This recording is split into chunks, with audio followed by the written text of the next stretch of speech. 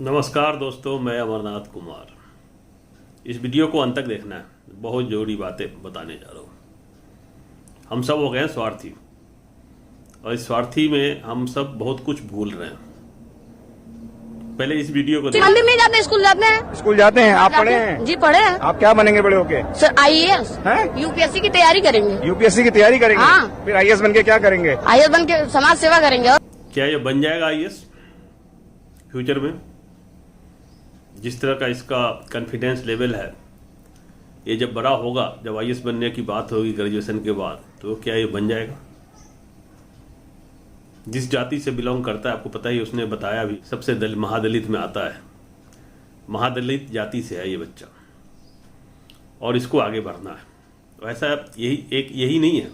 देश की 70% आबादी, इसके जैसे 70% आबादी, जिसमें दलित पिछड़ा सब है और मुस्लिम भी है, वो सब आगे बढ़ना चाहते हैं। आप इस मुस्लिम लड़की का सुनिए, वीडियो बहुत पहले वायरल हुआ था। ये क्या समा पर भी नहीं। हाँ। तुम भी धरने पर आई हो। हाँ। तुमको क्या कष्ट हो गया? हम लोगों को यही कष्ट है, जो मजदूर को कष्ट है वो हमको भी कष्ट रख। हम क्या प्रधानमंत्री का बेटी जो हमको कष्ट नहीं रहेगा? हम लोग भी तो ढीबरा चुन के अपना पेट पालते हैं, पढ़ते हैं, लिखते हैं। पढ़ाई करती हो? हाँ। कौन क्लास में? कैसे पूरा 6th क्लास में, पर ये ढीबरा बंद हो जाने के कारण हम लोग पढ़ाई नहीं कर पा रहे हैं। क्या करूं, बता रहा हूँ आपको कि हम मुट्ठी भर लोग, 25% हमारी आबादी है सवर्णों की, जिसमें ब्राह्मण, क्षत्रिय, वैश्य 23% ही है। 25 तो ज्यादा बता दिए, 1-2% लाला इस देश पे कब्जा कर लिया, झूठ बोल के, छल करके। बाकी 20% वोट हासिल करना है कहीं से भी, और सारे की पोस्ट पर बैठे हैं। देश के जितने भी बड़े बड़े पोस्ट है उस पर बैठे हुए हैं। इनके बारे में कोई नहीं सोच रहा है। ये जो बच्चा अभी जो कह रहा था, ये समा प्रवीण है, उसके बारे में कोई नहीं सोच रहा है। इनको तो देश से भगाने की भी बात कर रहे हैं। यहाँ तक कहता है कि जो सेकुलर है उसको इस देश में रहना नहीं चाहिए। आज ही किसी ने मुझे कहा है, मैं ये स्क्रीनशॉट लगा रहा हूँ, कि सेकुलर को इस देश में रहना ही नहीं चाहिए।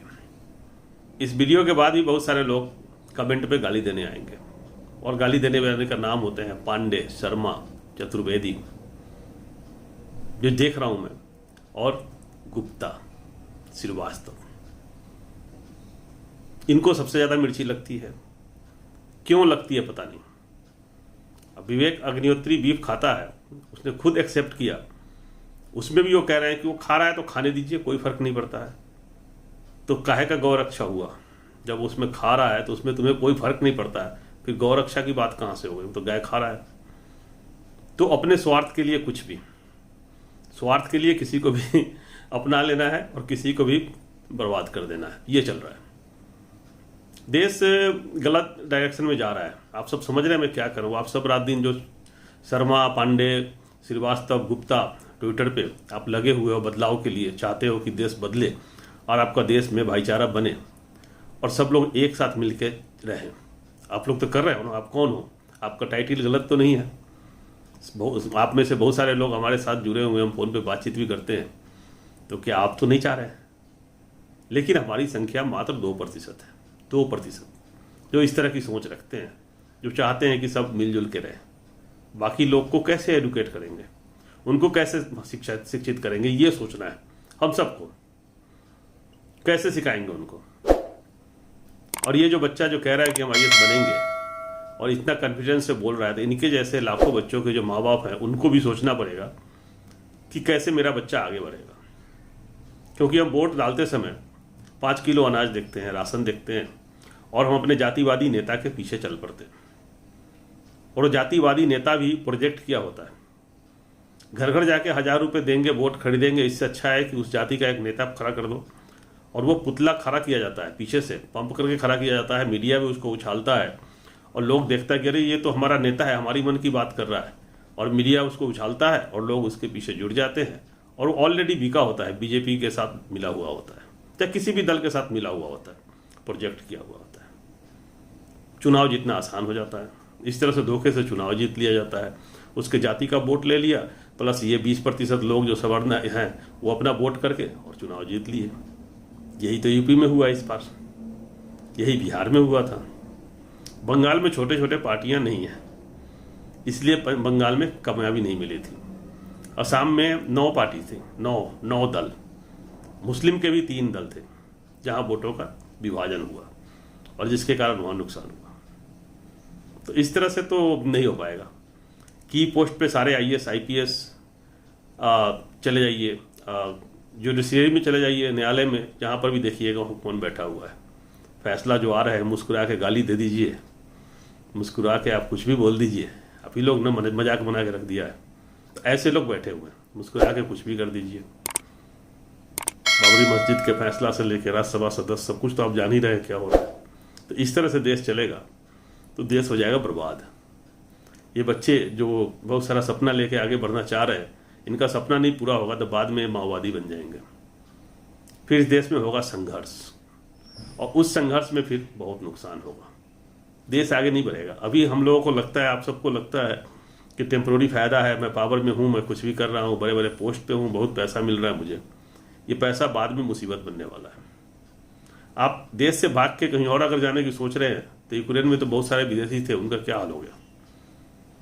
किसी दूसरे देश में भी जाके ज़्यादा दिन नहीं रह सकते, वो नहीं रहने देंगे आपको। समय से अगर मांग उठती है ना, अमेरिका में भी मांग उठता है कि भारतीयों को भगाओ, वहाँ भी पाबंदी लग रहा है, तो आप कहीं और नहीं जा सकते। इसलिए इसी देश में रहना है, इसी देश को मजबूत करना है तो भाईचारा कायम करके रहना पड़ेगा, एक दूसरे के साथ ईमानदारी से रहना पड़ेगा। आप हिंदू मुस्लिम करके नहीं रह सकते, आप दलित पिछड़े, मतलब कहीं से बन ही नहीं रहा है। RSS को लोगों को किसी से मतलब ही नहीं है। ये RSS के लोग कहता है कि सेकुलर को चला जाना चाहिए भारत से। इसको मुस्लिम से भी दुश्मनी है, हिंदू से भी दुश्मनी है, सिखों से भी दुश्मनी है। यानी सिर्फ मैं हूं, हम जो भी है मैं हूं, जो है मैं कहूंगा वही होगा, मैंने कह दिया वही हो गया, मेरा अपना कानून चलेगा। तो ये गलत है, इस पे जरा आप लोग सोचना। सबको उठाना है, सबको बराबर लेके बढ़ेंगे आगे, तभी हम सब आगे बढ़ सकेंगे, देश का विकास हो सकता है। बहुत बड़ी बात मैं बता रहा हूँ आप सबको, लोगों को एजुकेट करना है अपने जाति में, सब लोग जहाँ तक कर सकते हैं कि भाई ऐसा मत करो। आरक्षण खत्म करने से क्या होगा? आरक्षण तो इसलिए दिया गया था कि उनको हम थोड़ा ऊपर उठाएंगे, लेकिन ऐसा हुआ नहीं। जो भी आरक्षण लिया, आज राष्ट्रपति भी आरक्षण वाले हैं, फिर भी उनको आरक्षण मिल रहा होगा। तो ये सब व्यवस्था थोड़ा चेंज करना था तो कर सकते थे कि आरक्षण में अगर सुधार करना है तो जिसको एक बार आरक्षण मिल गया, जो जिसकी आमदनी बढ़ गई, जिसका परिवार आगे डेवलप हो गया, उसको आरक्षण नहीं देंगे। लेकिन बाकियों को पढ़ने लिखने के लिए व्यवस्था नहीं, उनका स्कूल बंद किया जा रहा है। अब स्कूल की ज़मीन की नीलामी की बात चल रही है, तो सब कुछ तो खत्म कर देंगे ना। इसी चीज़ से डर लगता है RSS को, ये लोग पढ़ लिख लेगा तो हमारी बात नहीं सुनेगा। ये लड़का कह तो रहा है कि हमको भगवान थोड़ी दिखाना देगा, मंदिर में जाके क्या नौकरी मिलेगा, हमें नहीं पढ़ेंगे तो नहीं मिलेगा। मेरा बाबा घर घर में मंदिर होगा तो विकास होगा, आशीर्वाद होगा, कल्याण होगा, सब आशीर्वाद हमको तो नहीं दे रहा है भगवान, आशीर्वाद मंदिर नहीं जाते, स्कूल समझ जाते रहे हैं हैं। ना क्या कह रहा है बच्चा। वीडियो शेयर करें, चैनल सब्सक्राइब करें, बेल आइकन प्रेस करके रखें, जिससे आने वाले वीडियो का अपडेट। जय हिंद, जय भारत।